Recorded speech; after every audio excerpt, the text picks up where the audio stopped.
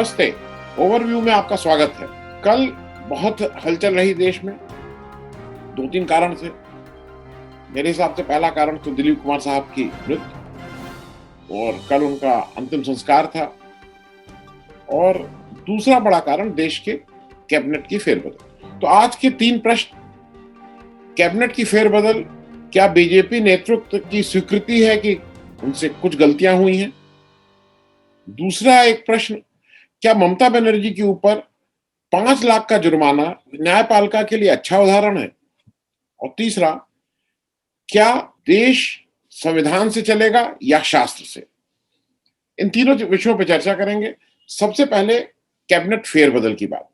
कल एक बहुत बहुप्रतीक्षित और उम्मीद ये थी कि बहुत छोटा मोटा फेरबदल होगा, लेकिन बड़ा उलटफेर, जिसको किसी ने कहा कि ताश के पूरे पत्ते जैसे फेंट दिए जाते हैं, उसको कर दिया गया। मतलब सब उलटफेर हो गया। 12 मंत्रियों का ड्रॉप होना 12 मंत्रियों का ड्रॉप होना बड़ी बात है, और उसमें भी ऐसे मंत्री जो जो भारी भरकम है। 36 नए मंत्री इंडक्ट किए गए। अब कुल 77 मंत्री हो गए हैं मोदी सरकार की कैबिनेट में। 81 की आउटर लिमिट है, 15% of the total seats in Lok Sabha and Rajya Sabha. तो वो 81 से ज्यादा आप कर नहीं सकते, अब आप मैक्सिमम पे हैं। अभी एक नया नैरेटिव भी सेट हो रहा है, उसके बारे में भी चर्चा करेंगे। लेकिन मोदी सरकार का जो पुराना मोदी जी का था कि मिनिमम गवर्नमेंट मैक्सिमम गवर्नेंस, वो कहीं मतलब एक ही लगता है कि कहीं ऐसा ना हो जाए कि मैक्सिमम गवर्नमेंट मिनिमम गवर्नेंस, क्योंकि इसकी भी संभावना है। जैसा मोदी जी खुद ही कहते हैं कि मिनिमम गवर्नमेंट से ही मैक्सिमम गवर्नेंस हो सकती है। सबसे पहले बात कर लें जो मंत्री ड्रॉप हुए हैं, उसमें सबसे पहले हर्षवर्धन जी को कोविड का मिसमैनेजमेंट का पूरा ठीकरा उनके सिर पे फोड़ दिया गया। हालांकि हम आप ये सब जानते हैं कि वो जो ऑक्सीजन क्या करेंगे, स्टेट को देंगे, फिर वैक्सीनेशन का, ये किसके नेतृत्व में और किसके इशारे पे चल रहा था? जो नेशनल डिजास्टर मैनेजमेंट है, वो उसका मुखिया कौन है? ये नेशनल डिजास्टर मैनेजमेंट का एक तरह से फेल्योर है। लेकिन चूंकि प्राइम मिनिस्टर तो रिजाइन कर नहीं सकते हैं, और प्राइम मिनिस्टर अपने जो है वो इस तरह की जिम्मेदारी लेने में भी नहीं है, उनको तो एक स्केपगोट चाहिए। तो हर्षवर्धन जी एक अच्छी स्केपगोट मिल गए।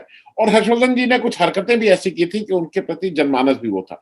वो जो जाके बाबा रामदेव की कोरोनिल को बेचने लगे थे, वो भी कुछ कुछ अजीब सी हरकतें करने लगे थे। तो उनका जाना तो तय था, लेकिन कहीं उनसे ज्यादा जिम्मेदारी मेरे हिसाब से शीर्ष नेतृत्व की थी। दूसरे भाई साहब हैं रविशंकर प्रसाद जी। रविशंकर प्रसाद जी बहुत हाई प्रोफाइल थे, लेकिन ट्रोल जो अगर मंत्रालय बनता तो उसके कैबिनेट मिनिस्टर यही बनते।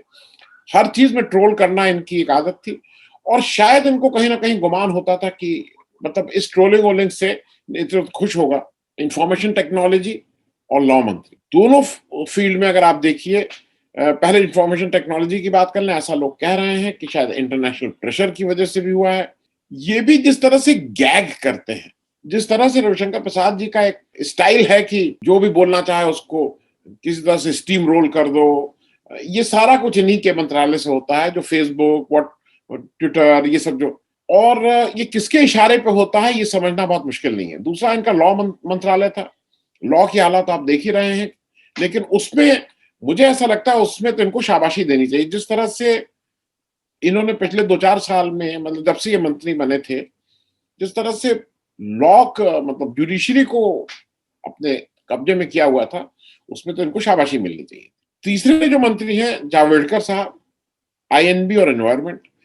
ऐसा कहा जा रहा है कि आईएनबी जो इंफॉर्मेशन ब्रॉडकास्टिंग है उसकी वजह से, क्योंकि देश की इमेज नेशनली और इंटरनेशनली बहुत खराब हुई। अब देश की इमेज, अगर देखिए, मुझे ऐसा लगता है इंफॉर्मेशन एंड ब्रॉडकास्टिंग में आप जावड़ेकर जी को हटा दीजिए, बिल्कुल ठीक बात, लेकिन प्रेस कॉन्फ्रेंस तो हमारा नेतृत्व नहीं कर रहा है, जो एक एस्टैब्लिश्ड नॉर्म है किसी भी डेमोक्रेसी की, किसी भी उसकी, उसमें तो हमारे प्रधानमंत्री जी प्रेस कॉन्फ्रेंस करते नहीं है। तो ठीक है, मतलब जावड़ेकर जी को हटा के अगर आप ये संदेश देना चाह रहे हैं कि ये मैनेज नहीं कर पाए, लेकिन मैनेज तो आप ही के इशारे पे, जैसा भी अच्छा बुरा जो भी इंफॉर्मेशन ब्रॉडकास्टिंग की इमेज है, उसमें जावड़ेकर जी का नाम नहीं है। जो अभी कल भी आपका आया है कि आप कितने टॉलरेंट हैं, कितने टॉलरेंट नहीं है। इंटरनेशनली आपकी जो वाहवाही या हो रही है, जिसको आपको अच्छा नहीं लग रही उस तरह की वाहवाही, तो उसमें जावड़ेकर जी क्या करें, वो तो आपके इशारे पे हो रहा है। तीसरे एक मंत्री गए हैं संतोष गंगवार, वो ये माना जा रहा है कि लेबर, अच्छा अब लेबर में जो जो इंडस्ट्रियलिस्ट उद्योगपतियों के इशारों में जिस तरह से आपने लेबर लॉज को चेंज किया है, जिस तरह से मजदूरों को किसी भी तरह की सुरक्षा से आप अलग कर रहे हैं, वो एक डिबेटेबल पॉइंट है, लेकिन वो बिना शीर्ष नेतृत्व के नहीं होता है। खैर, संतोष गंगवार के बारे में और भी बात करेंगे 1 मिनट बाद। एक नया बहुत मंत्रालय बना है और वो बहुत ही इंटरेस्टिंग है। वो जैसा मुझे लगता है कि जैसे आपको क्या काम साधना है ना, वो मन लायक काम मिला है। जैसे कई लोग बहुत खेलना पसंद करते हैं तो उनको भाई खेल दे दो, किसी लिखना पसंद करते हैं लिख दो, कोई क्रिएटर। एक नई मंत्रालय बना है कोऑपरेशन मिनिस्ट्री, उसका नाम है हिंदी में सहयोग मंत्रालय, और उसके पहले मंत्री बनाए गए हैं अमित शाह साहब। अब अमित शाह साहब सहयोग मंत्रालय चलाएंगे। कितना अच्छा सहयोग होता है, बंगाल में कैसा सहयोग हुआ स्टेट से, मध्य प्रदेश में कितना अच्छा सहयोग हुआ, राजस्थान में सहयोग करने की कितनी कोशिश की गई, महाराष्ट्र में सहयोग करने की कितनी कोशिश की गई, कितनी सफलता से हमने कर्नाटक में सहयोग किया, उसके लिए बिल्कुल अप्रोप्रिएट विभाग है। और उम्मीद है कि अमित शाह साहब को ये विभाग मिलने के बाद उनकी ये जो सहयोग वाली प्रवृत्ति है जो उनका है, वो उसमें और चार चांद लगेंगे, वो और जोर शोर से सहयोग बढ़ाएंगे सब तरफ, जैसा वो अभी तक बढ़ाते आए हैं। अब दो संदेश इसमें से प्रधानमंत्री ने देने की कोशिश की है, और इसका मैं अभी भी ये कारण मानता हूं, ये पोस्ट बंगाल इलेक्शन की वजह से हो रहा है। पहला, संतोष गंगवार जी को हटाया गया, उसका एक बड़ा कारण ये था कि वो कहीं ना कहीं योगी जी को डिस्टर्ब करते थे। योगी जी के मतलब एज कैबिनेट, एज सेंट्रल मंत्री वो चिट्ठी लिख रहे थे उनकी कि आप ये नहीं कर पाए, ये नहीं कर पाए, तो वो शायद एक कारण वो था। तो मैसेज बिल्कुल लाउड एंड क्लियर किया गया कि ये हट रहे हैं, मतलब anyone who is questioning the authority of Yogi ji, वो नहीं रखा जाए। दूसरे व्यक्ति हैं सदानंद गौड़ा जी। सदानंद गौड़ा जी को भी शायद इसी क्राइटेरिया से, क्योंकि बीएस येदियुरप्पा को वो बिल्कुल क्लीन, भाई आप इधर उधर मत करिए, क्योंकि दिक्कत क्या हो रही है, ये सारे ऐसे नेता हैं जो हो सकता है कि रहे तो बहुत वोट ना लाए, लेकिन अगर नहीं रहेंगे, Yogi ji, BJP minus Yogi ji state election में उसकी बुरी हालत होगी। हो सकता है योगी जी कितना रहे तो उतना फायदा ना हो, बाहर जाएंगे तो बहुत नुकसान होगा। उसी तरह से येदियुरप्पा अगर रहते हैं तो कम नुकसान है, बाहर चले जाएंगे तो सरकार नहीं चलेगी। तो ये बिल्कुल साफ साफ मैसेज दिया गया है इन राज्य सरकारों को। एक नया नैरेटिव भी अब कल से शुरू हो गया, मतलब हमारे आईटी सेल वाले जितने योद्धा लोग, उनका नाम है योद्धा, उन योद्धा लोगों को नया नैरेटिव सेट करने को कहा गया। पहला, ये बिल्कुल युवा वो है मंत्रिमंडल, इसकी जो एवरेज एज है 61 से घटा के 58 हो गई। अब इस देश में 58 साल के व्यक्ति को हम लोग युवा कहते हैं। हालांकि आपको अगर याद हो तो अभी 5-10 साल पहले 58 साल में इस देश में लोग रिटायर कर दिए जाते थे किसी भी नौकरी से। खैर, दूसरा इसमें आ रहा है खूब कस के नैरेटिव, भागीदारी। भागीदारी, और सबसे पहले आ रहा है महिलाओं की भागीदारी, इतनी कभी अनप्रेसिडेंट भागीदारी, 11 महिलाएं मंत्री बन गई। फिर आ रहा है कि बैकवर्ड, दलित और आदिवासी की भागीदारी। दो चीजें मैं हरदम कहूंगा, अगर इतनी फिक्र है महिलाओं की, तो 33% का जो उनका रिजर्वेशन बिल है कि भाई इतनी सीटें महिलाओं की आरक्षित होनी चाहिए, वो ले आके क्यों नहीं पास करा दे रहे हैं? आप 370 से लेके सारी चीजें पास करा रहे हैं, सीए, एनआरसी, इस पे तो कोई ना भी, इसमें तो कोई विरोध भी नहीं कर पाएगा पार्टी अगर आप ईमानदारी से ले आए, क्यों नहीं करा दे रहे हैं? तो ये प्रश्न ये है कि सिर्फ नैरेटिव के लिए भागीदारी भागीदारी करो, बाकी कुछ नहीं। और तीसरा ये है कि ये एक नैरेटिव और सेट हो रहा है, ये बहुत पढ़ा लिखा, हाईली एजुकेटेड है, कितने एमबीए, कितने वो, ये सब कहा जा रहा है। तो कुछ ये भी हो जाए कि भाई मतलब ये एजुकेटेड है, सबके पास डिग्री है। अब किसके पास डिग्री है, किसके पास असली है, किसके पास पुरानी है, किसके पास इलेक्ट्रॉनिक टाइपराइटर से टाइप्ड है, जब टाइपराइटर नहीं भी था। इस विषय पे बहुत कुछ कहा जा चुका है, उसको नहीं कहने की जरूरत है। मैं इसको एक ढंग से और देख रहा हूं कि ये एक तरह से पुराने लोगों का फेयरवेल है। वो जो अटल बिहारी वाजपेयी, वो जो पुरानी भाजपा थी, उसका फेयरवेल है। अटल बिहारी वाजपेयी और अडवाणी जी के समय के जो पुराने जितने थे, छत्रप जिनको आप बोलते थे, या कल्याण सिंह, और ये सारे लोग अब धीरे धीरे बाहर, नई टीम, उस नई टीम में ही ये 4-5 लोग मतलब उस पुराने बीजेपी के थे जो अटल बिहारी वाजपेयी और अडवाणी के ज़माने के थे। उसमें रविशंकर प्रसाद, प्रकाश जावड़ेकर, सदानंद गौड़ा, संतोष गंगवार, ये सब लोग थे। मुझे लगता है कि धीरे से इनको फेज आउट भी किया जा रहा है कि भाई अब तुम पुराने वो थे, अब मैं अपनी नई टीम बनाऊंगा और मैं उसके हिसाब से करूंगा। सबसे बड़ी बात ये है, बिल्कुल साफ-साफ स्पष्ट है, इस पे हम लोग एक डिटेल वो भी करेंगे क्योंकि समय की कमी रहती है। ये चुनाव को मद्देनजर रखते हुए और खास करके यूपी के चुनाव को 7 वहां से लिए गए हैं मंत्री, ड्रॉप हुए हैं संतोष गंगवार, उसकी जगह 2 कुर्मी, 1 कोरी, मतलब वो उस पे हम लोग एक अलग से करेंगे। गुजरात से लिए गए हैं। लेकिन इसके अलावा मुझे ऐसा लगता है कि एक जो सबसे बड़ा ड्राइविंग फोर्स नए इंडक्शन में है, जो पोस्ट कोरोना में बार-बार कह रहा हूं, वो ये डर भी है कि पार्टी ना टूट जाए। वो पार्टी का मैनेजमेंट भी है। थैंक्स इनको, मतलब ये जो 4 मंत्री नए बने बंगाल से, 2 गए और 4 बने और 2 बाबुल सुप्रियो और वो गए। हालांकि बाबुल सुप्रियो वाला भी कैसे उन्होंने फेसबुक पे रखा, पहले लिखा कि I am resigning because I have been asked, फिर उन्होंने पोस्ट को हटाया कि ये सब नहीं लिखा जाता है। मास्टर जी ने कहीं से फोन करके कहा कि इसको हटाओ, तो उन्होंने फिर वो पोस्ट हटाई। खैर वो सब छोड़ दीजिए।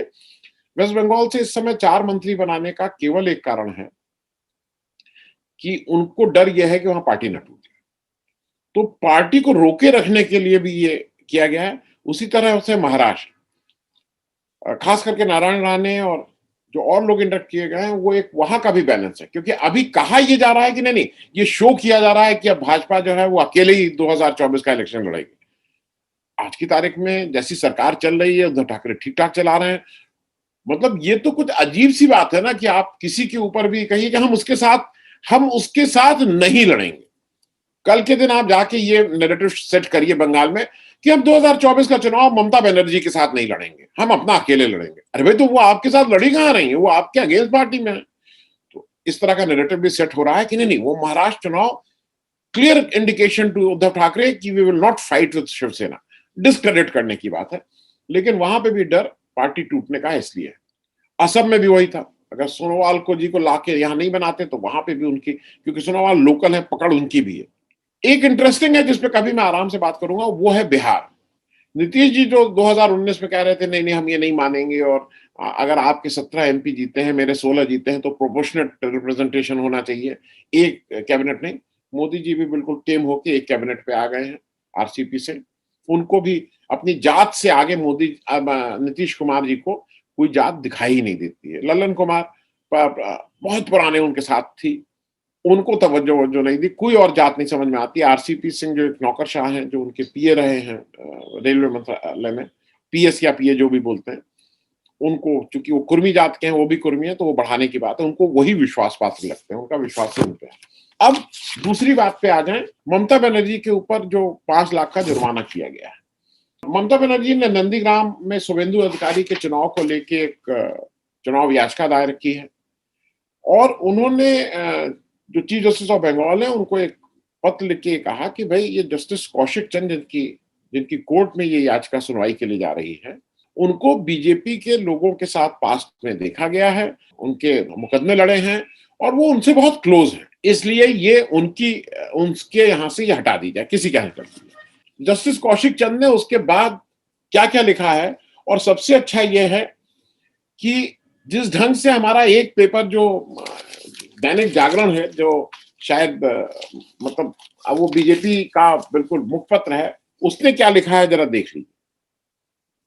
और वो मैं इसलिए दिखा रहा हूं, उसने लिखा है ममता ने न्याय व्यवस्था को किया कलंकित, ये उसकी हेडलाइन है।